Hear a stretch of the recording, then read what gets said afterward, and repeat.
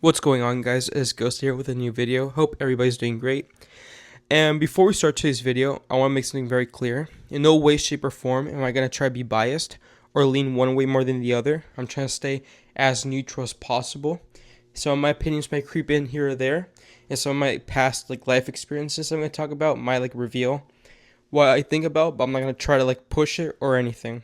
But today's topic that I do want to talk about is a very relevant and big issue, especially here in the US. In my opinion, I think is politics are spreading people apart. They are splitting people up in just society and the way that people live, and I think it's very unfortunate.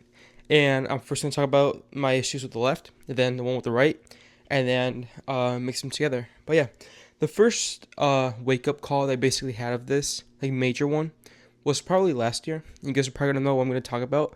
But when Charlie was shot and killed, and the crime was very disgusting.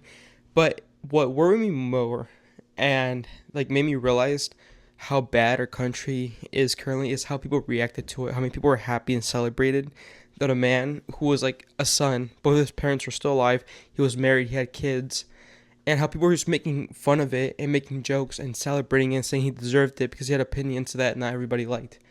In my opinion, that showed how bad our country was going, where we were celebrating the deaths of innocent people solely based on their opinions.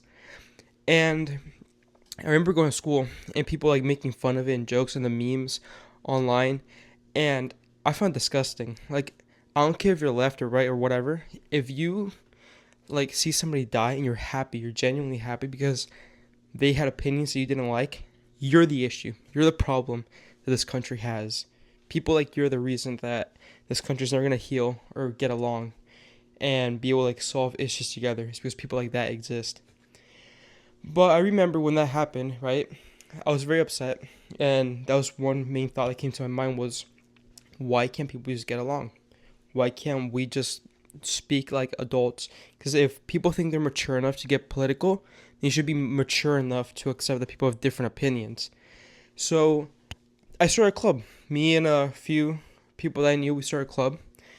And in high school, right, we were starting it late because we started right after he died, so fairly late for a school club. And the whole intention and the intent that we had behind it was where people would conversate, people have conversations and be mature conversations and be respectful to each other. But instead, what happened is that some people came and went pretty good, but other people who've never went to the club, never experienced it, never been part of it, start talking shit, hating on people that help run it, and attacking them based on things that they don't even know what we were covering. I had people call me on unknown numbers, just insulting me in the halls, all of that for a club that they don't even know what it was. And in my mind, that just showed me how pathetic some people are, that they can't even go and experience something that they're gonna critique. How are you gonna critique something that you haven't even seen firsthand? And even to this year I was some of my classes and I hear people talking about it, and they talk about if they were there, and I'm like, I remember never seeing this person. They're like, I would remember because we didn't have that many people, and that person was just never there, and they continued talking shit about it. And I found it funny, I'm not gonna lie, because it's so stupid that people just talk shit without experiencing it firsthand. So all of that happened. I saw on social media people making fun of it and regulating the deaths of people, and that started to show me how bad we were getting to a point where having opinions that were not that crazy could basically justify your death and people being happy that you died because of them.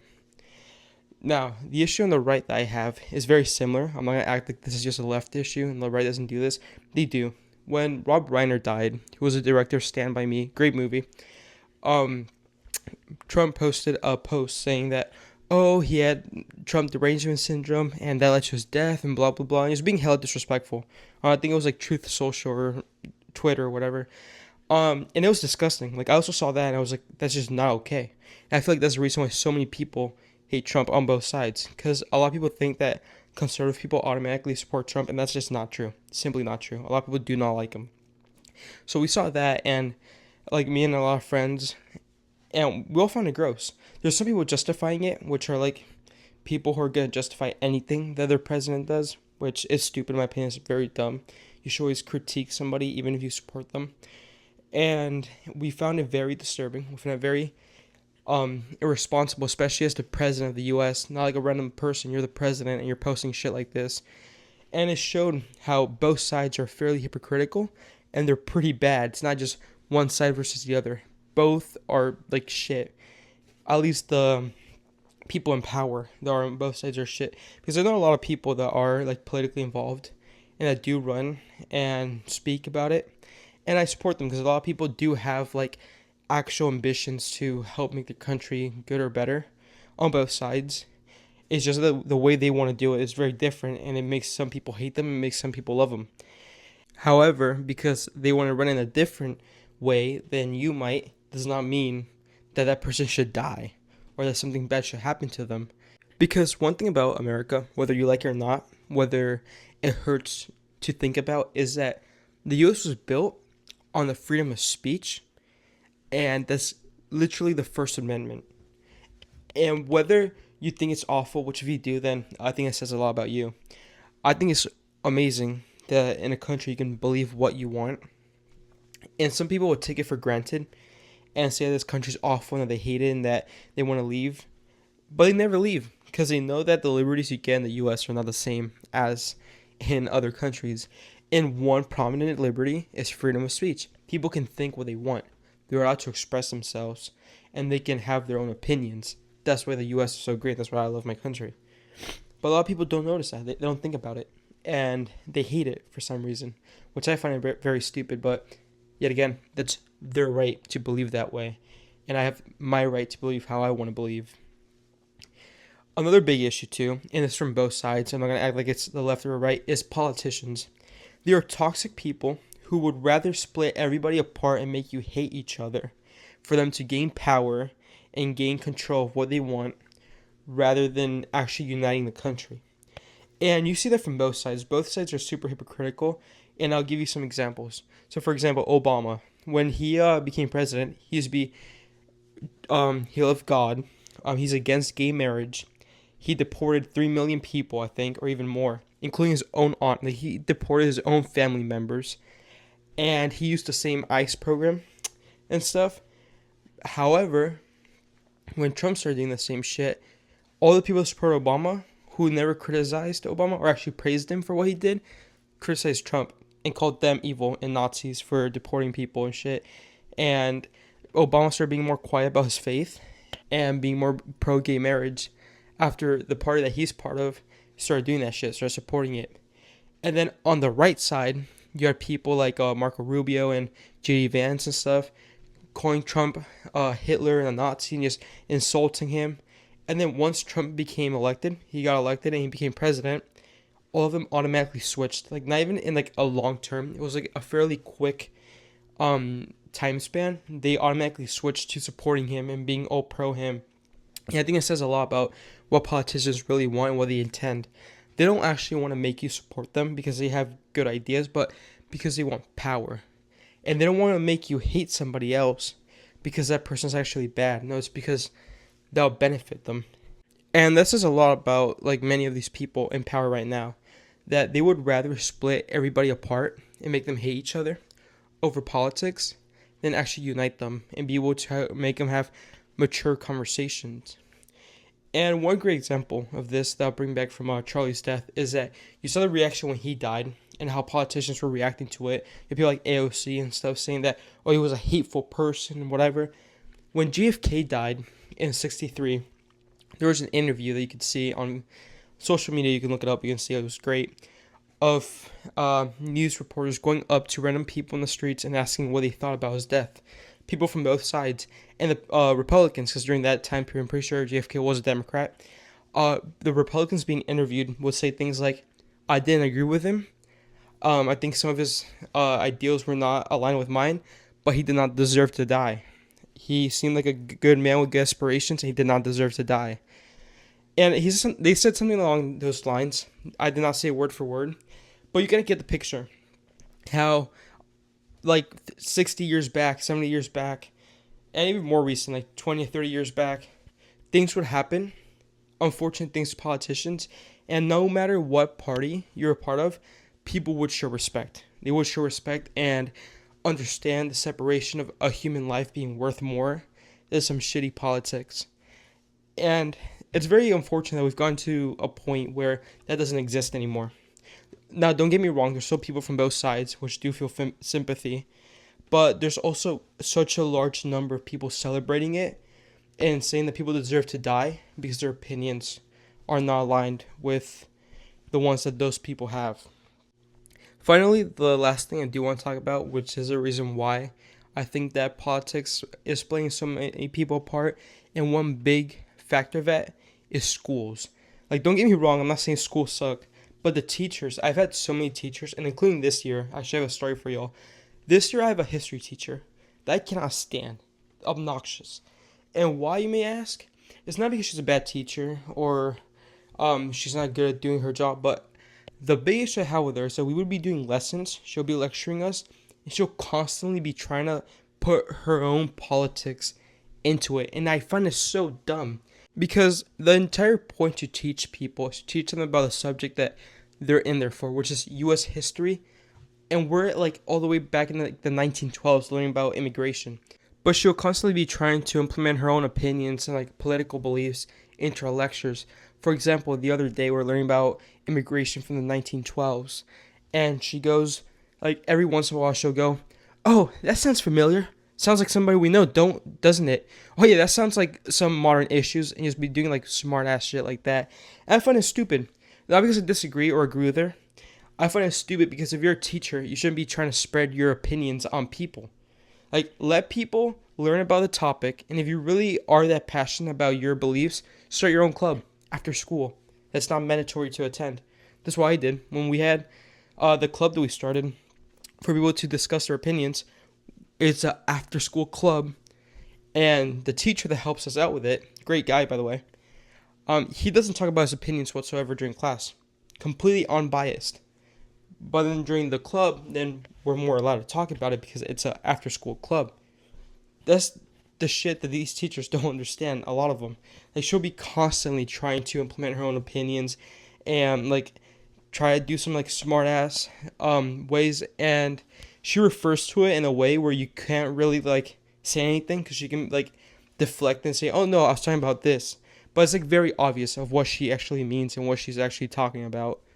But I do hope that one day politics does become a more mature topic again, where the people who actually speak about it are willing to sit down and accept that people believe differently and converse and talk about why they think differently, instead of just attacking them and hating on them and trying to spread hateful propaganda that can lead to violence and death.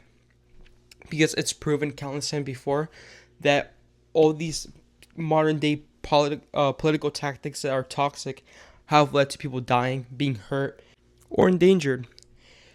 And I've realized that more time has gone by and it's not gotten better. Things have just gotten worse, and the community and people have just gotten more toxic, more hateful. And I won't lie, even out of politics, we do live in an era where things are very toxic. And I don't know if it's to blame for the media or social media or whatever, but it has gotten more toxic. And politics are not helping it whatsoever. Politics have not made it better, but actually the opposite. It has just made it completely disgusting and way worse than it should be. And I have hope. I have hope that one day things get better, but unfortunately I don't think so. If the people that are in power right now keep spreading these ideals and these hateful messages, I don't think that we're going to get anywhere. And one best way I think would be to solve this is that media are not allowed to spread fake news anymore. Like, I think that would be a great way to solve this, is that news sources can get fined or even shut down if they spread false information knowing it's false or like manipulating topics. Which, let's be honest, if that were a law, I'm pretty sure every single news source that's like politically involved would probably get shut down, like Fox News, CNN, all of them screwed. But to be honest, I think news sources are only one factor of it. And let's be honest, most of the people that watch the news are fairly old. And a lot of the issues that we're having today with politics are the younger generation, and that's mainly influencers. Whether it's Dean Withers or some other influencer, right or left, those people are the ones that are spreading more hate and these issues that we're having currently in the U.S. It doesn't mean that, oh, they deserve to get hurt or harmed, because that's exactly what I'm talking against. That's what nobody deserves. But it definitely is an issue in the U.S. And I think that it's definitely thanks to these people, to these influencers, that we're having this issue and these negative impacts on our country and on our society, on Gen Z, because of what they have said and what ideas they have spread. Also, people like mayors and congressmen, because even like major politicians are usually more quiet, but congress people, for some reason, and mayors, like high-end mayors, they talk so much shit. They like try to spread so much ideas that are just not true, they're false, just to get more support. And it makes sense, because those people are the ones that want to get higher roles, and the best way to get higher roles is to create non-existent issues to have that support, so people see them as a freedom fighter, whereas like a person for the people. And I hate to break it to you, none of these people give a shit about you. The only thing they actually care about is votes. They want your vote. And if they have to go and like make up some new issue one week or the other so they can get your support and so you can be idealized and saying, oh yeah, they love me, they want this as the better for me, it's not true. I mean, one great example is Mondani on New York. He's a socialist. I have family from socialist countries, from communist countries, and I've seen firsthand how disgusting these people are. And that dude's all about socialism. He lives in a fucking mansion. What dude that's for the people, that's going to be supporting people being on the same level and taxing the rich, is going to live in a mansion who's a millionaire? Same with people like Hassan Piker. Hassan Piker can't stand. I think that man's disgusting. He's actually a very big problem, in my opinion, in the U.S. because of all the shit he said about having to kill capitalists and having a revolution and stuff. It's fucking stupid. He supports people that have committed mass genocide. But people like this are such a big issue in the U.S. because of the ideas they're spreading, their ideology, and their hypocrisy, because they're all hypocrites. They're all millionaires that want to convince people that other millionaires are the reason that they're living a bad life or are unhappy with how they're living. And the simple truth is, it's not. Whether you like billionaires or not, it's whatever, up to you. But the fundamental issue is that if you're unhappy with your life, you can do something about it. Instead of running away on your fucking computer, like on Reddit, saying, oh yeah, no, it's Elon Musk's fault, it's Jeff Bezos' fault that I'm living like this. It's not. It's your own fault. It's that simple. I've learned that if I'm unhappy with how I'm living, I gotta lock the fuck in and be happy and do shit that'll make me happy. Like for the longest time, I wasn't very happy. Started hitting the gym, started playing guitar, drums, whatever I wanted to do, and now I'm happier. I feel like a better person of myself. I wanted money, I got a job. I worked hard for it. Instead of being like a lazy little bitch on my room, fucking typing away on Reddit saying that, oh yeah, it's everybody else's fault except my own fault. It's not. The truth is that if you're unhappy with how you're living, it's probably your fault, and it's no other person's fault. It's your own fault. You gotta lock the fuck in and do your own shit. And a lot of people don't notice that. They gotta learn the hard way. And some people never do, and that's how you see like 80-year-old Karens with like pink hair shouting shit at people. But I do hope that one day things will get better. I don't know how like realistic that could be, but I do hope. I do hope that one day people will wake the fuck up and stop being like so hateful and cutting off their family members and causing shit and starting shit because of other people's opinions. And yeah, it's a very optimist view. It's like a very optimistic thing to think about. But I feel like if we have the right people in power, it can definitely be something that can be done. I mean, maybe like a hard reset or some shit like that on politics. I don't know. We'll figure it out. But yeah, guys, I hope you liked today's video. Make sure to like, subscribe, and leave a comment because that helps me out if you guys want to show some support. And yep, I'm Ghosty. I'll be posting hopefully a little more this week. Like I said, due to school, I'm like super busy, but I'll try my hardest to do some shit. But yeah, see you guys in the next video. Goodbye.